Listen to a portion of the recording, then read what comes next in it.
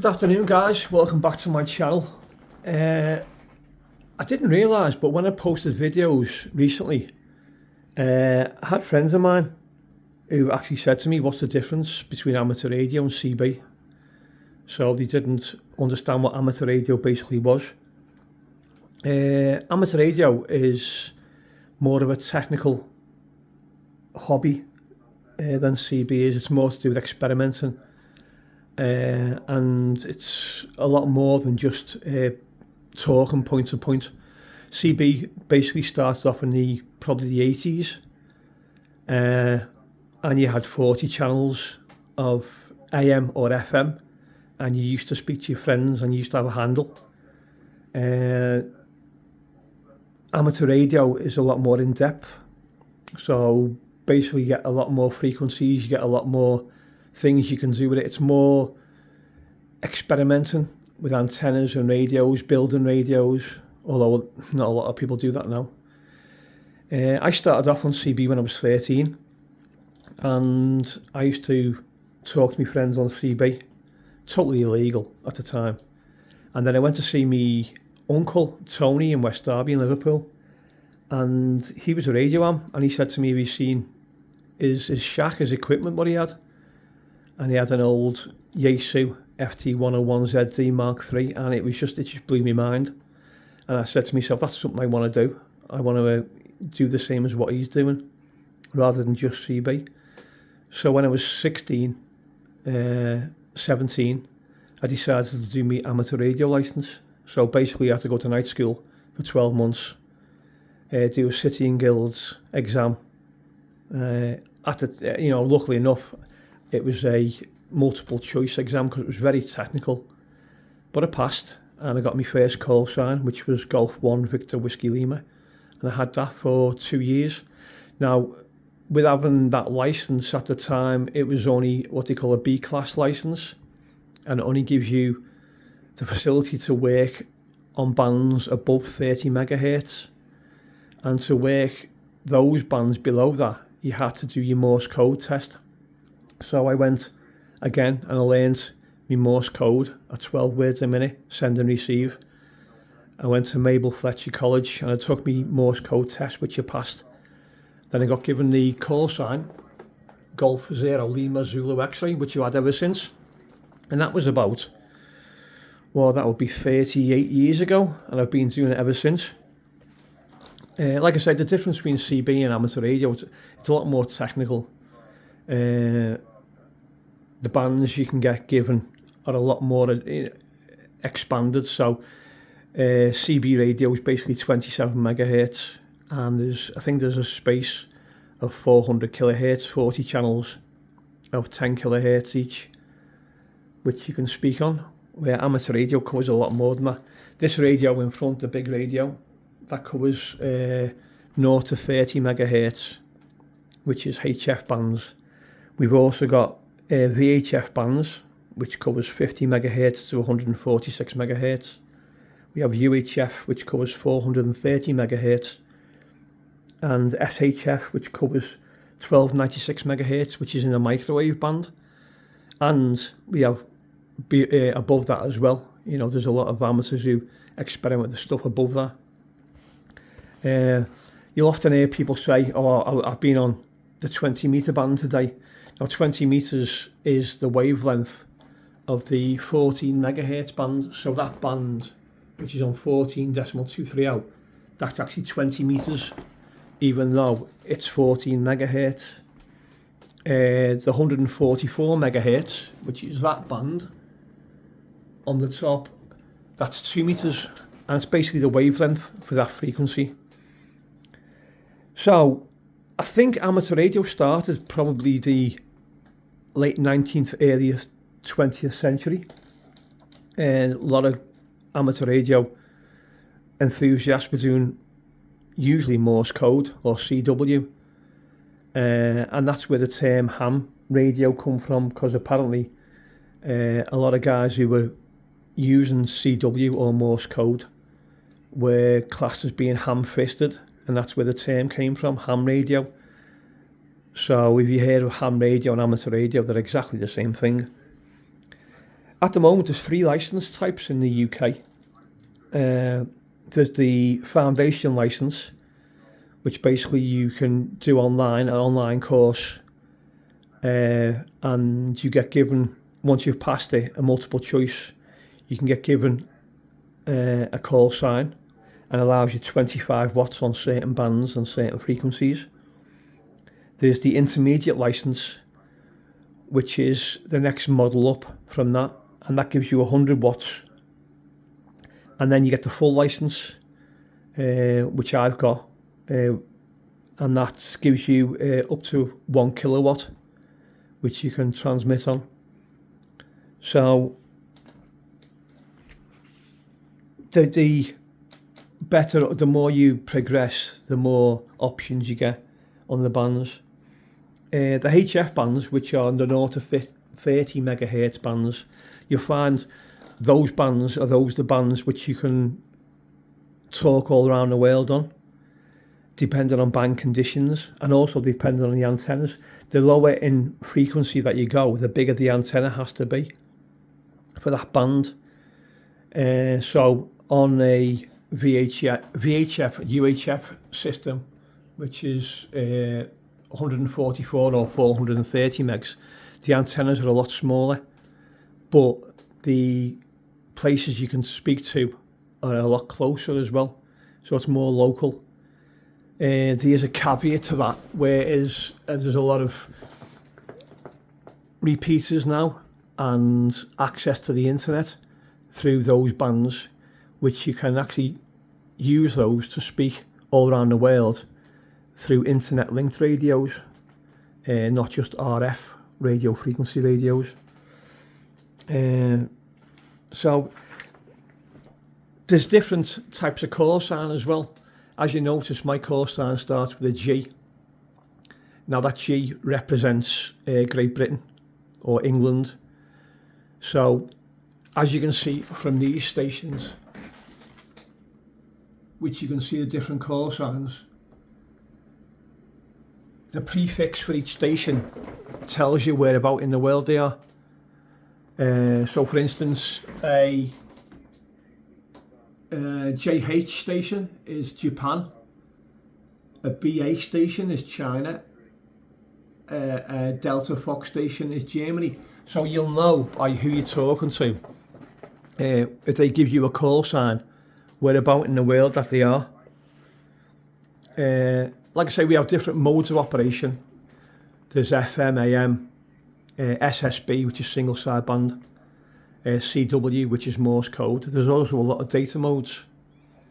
You'll notice this radio, the little ICOM 7300 is sat on 21074 at the moment. If you listen to the tones,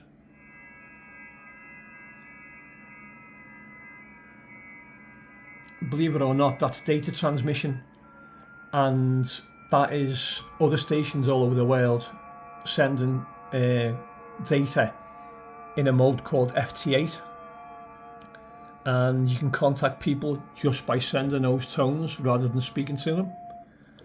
There's also, if you listen to this radio, when the tones come up on this frequency, you'll notice that radio is connected to this computer. If you look at this, you can actually send, you can send pictures as well through data. So that guy there's in the Netherlands because he's a Papa Delta station. So all these are all, that guy there's a French station, and you can hear those tones.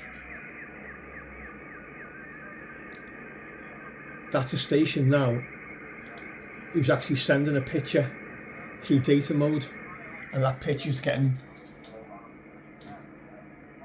decoded, although the signal's very weak. The signal's sort of getting decoded on there. So you have different modes of operation.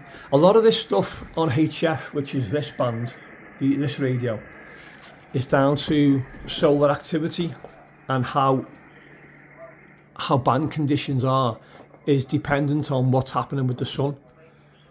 So you'll notice a lot of radio amateurs are interested in the solar activity, because the more solar activity is, sometimes it's better for some bands and worse for others. Also as well, the higher up the bands on HF, so on for instance, if we go to 1.8 megs, which is 160 meters, which is here, is pretty much dead of a day, and that comes more alive over night time. So the higher up the bands you go, if we go up to 10 meters, we have a little tune around.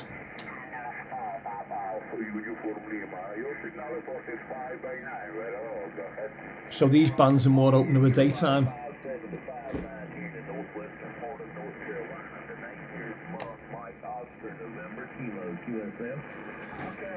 Okay, so that's on 10 meter band, which is 28 megs, and we can move around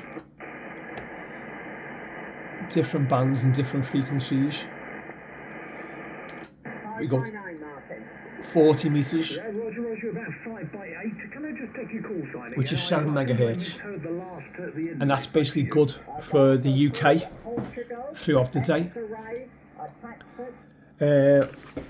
So it's dependent on what you want out of the hobby. It's down to your imagination, basically. There's a lot of experimentation to be done. I say by no means is this video any sort of technical explanation. It's pretty much for a layman to think, well, I've heard about amateur radio, but what exactly is it? If you've got any comments and you want to ask a question, by all means leave them on the bottom of the video. Also as well, the hobby can be quite cheap to get into. I mean, these radios, the little Baofeng and the Quasheng, these are little handheld radios, and these are amateur radio sets. This one, it's a UHF VHF set. I think they're about £25 to £30 on Amazon or eBay, so you can get a cheap access into the hobby.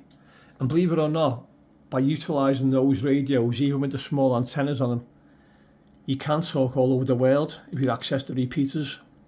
If the radios are set up, you can listen to and speak to other parts of the world, which is really interesting.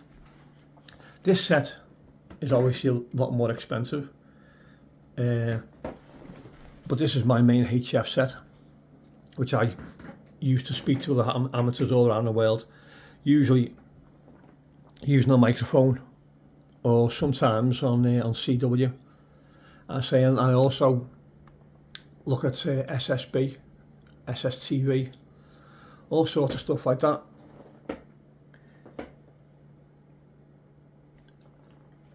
If you're more interested in how to become a radio am or radio amateur, if you go to the RSGB, which is there, you can get a lot of information about the UK side of amateur radio. Gives you links, gives you how to get started and what you need to do to get into amateur radio. If you're in the US, you'd use the ARRL, which is the Amateur Radio Relay League, which is that URL.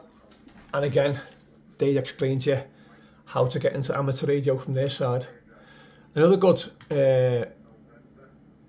website, if you're just listening and you want to listen to a shortwave receiver and someone gives a call sign out, if you go to qrz.com and put in the call sign, so for instance, if I put in a good friend of mine, Paul, G0WRE, that will give you all the information about Paul's site, about his shack. It's basically like a telephone directory for amateur radio call signs, and you can put any call sign in there who you hear, Let's put a Spanish station in. I'll tell you what, let's try a different one. Let's try a Swedish station. And that gives you the guy's picture, and it gives you his conditions of his radio room. So there's a lot of stuff you can do just by listening as well. It's not just all about transmissions. These are the repeaters I was talking about on UHF, and these basically link to the internet, so you can talk all over the world, basically on an antenna which is about 1 metre long, and that's GB3PT. I'm going to have to sign anyway. I've got some medical stuff to sort out. So the possibilities are endless. Like I say, I've been doing this now for a long time. It's a really good hobby. I enjoy it. It's not for everyone. It takes a little bit of getting used to, a little bit of getting into. Antennas can be an issue sometimes, especially if you don't have understanding neighbours. They'll be wondering what the antennas are outside and what you're up to. But it's a technical hobby. It's a lot different than CB. Although CB was the way I got into amateur radio, I think a lot of amateurs got into into amateur radio through CB as well. And it's a good stepping stone. But I think nowadays the way the foundation license has been set up, you don't really need to do that. You can come straight into amateur radio. So if you're interested in becoming an amateur, you can Google your local radio amateur club and they can help you. You can go to the RSGB or the ARRL and see what the best option is for you to get into the radio side of it. If you want to leave any questions or comments, that would be appreciated. And if you think this might be of interest to anyone else, obviously share it as well. So I hope that's been some information. I know it's not very technical. I didn't want to get too technical into it because it was friends of mine who'd asked. They've seen the videos I've put up and he said that's, it's great looking at it, but he didn't really understand what it was about. And I tried to explain a little bit about what a small part of amateur radio is. I'll have a little listen on HF just to see what's happening. Although this one's out. This is 40 metre band.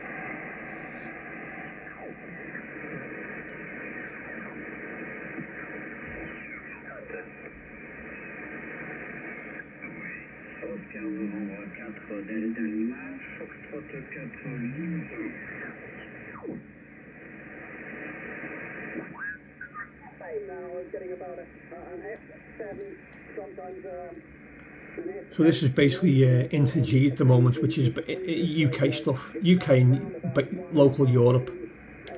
If we go to 20 metres,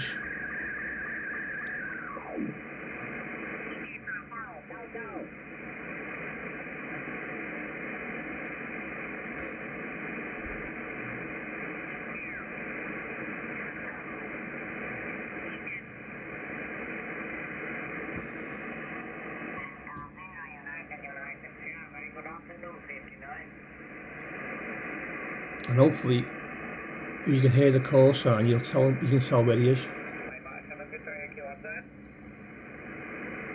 Delta Lima 3, Yankee Lima. Delta Lima 3, Yankee Lima, you're 59. 59, good luck. Good luck to you, okay, what's that? CQ, Italy, Radio 4, Radio Mike, Oscar. So because he's Italy Radio 4, he's in Italy. Let's change bands. Let's try 15 metres. Band conditions seem to be pretty poor today.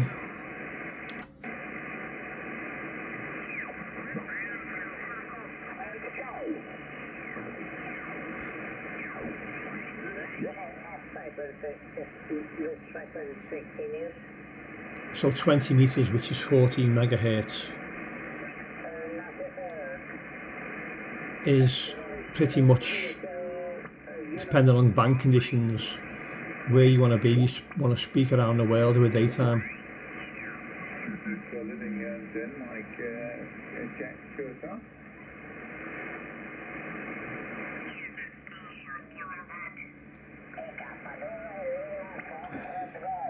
So basically that's it. The computer side of it is where, like, every time I speak to someone, I keep a log of who I spoke to or I've made contact with. At the moment I'm up to 16,852 and it just keeps a log of who I spoke to and who I've made contact with. It's just for my own benefit, really. And once again, if you go back to slow scan television, you see the tones getting decoded and the picture being built up. There's also a lot of stuff you can do with satellites as well. There's a lot of people who use amateur radio for satellite work. I've spoke to, when the Mir space station was up, I spoke to the Mir space station. I've also spoken to the space shuttle, going back a long time ago. And at the moment there's certain times of the day when the International Space Station comes over. You can also speak to them. You can actually speak to them on a radio, which is that small, for 25 or 30 pounds. So it's pretty much open to everybody. But if you're like myself and you start getting the radio bug, it can become expensive really quickly. I hope that's made some sense of the call signs and what they mean and what the radios do. And what it's like to be a radio amateur, and I hope you've got a little bit of more information from this and it helped you out a little bit. Like I say, if you want to leave any comments or if you need to know any more information, drop us a message and we'll see what we can do. Thanks very much for watching and I'll speak to you soon. Bye bye for now.